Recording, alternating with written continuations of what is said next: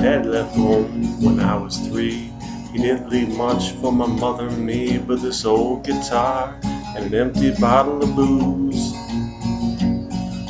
I don't much blame him that he run and hid, but the meanest thing that he ever did, before he left, he went and named me Sue. He must have thought it quite a joke, got a lot of laughs from a lot of folks. Seems I had to fight my whole life through. Some guy would giggle and I'd turn red, and some guy would laugh and I'd bust his head.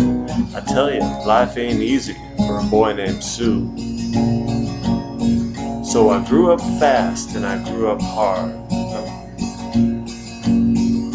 I grew up fast and I grew up mean, and my fist got hard and my wits got keen, and I'd roam from town to town to hide my shame. And I made a vow to the moon and stars that I'd search the honky-tonks and bars, kill that man that gave me that awful name. It was Gatlinburg in mid-July. I just hit town and my throat was dry. I thought I'd stop and have myself a brew. It was in an old saloon on a street of mud. There at the table, dealing stud, was the dirty mangy dog that named me Sue.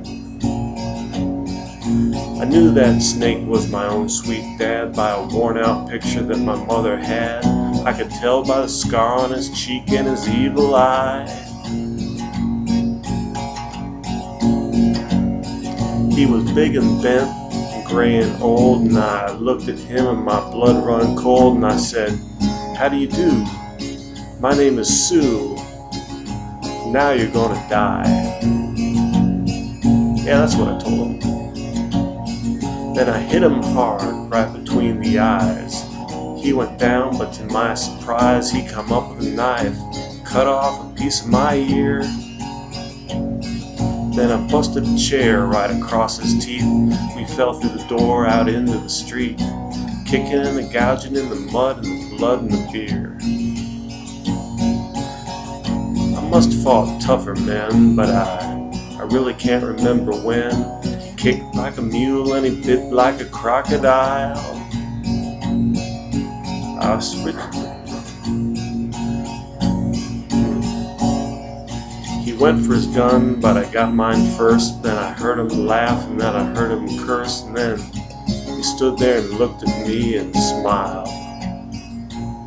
He said, "Son, you just put up one hell of a fight, and I know you hate me and you got the right to kill me now, and I don't blame you if you do.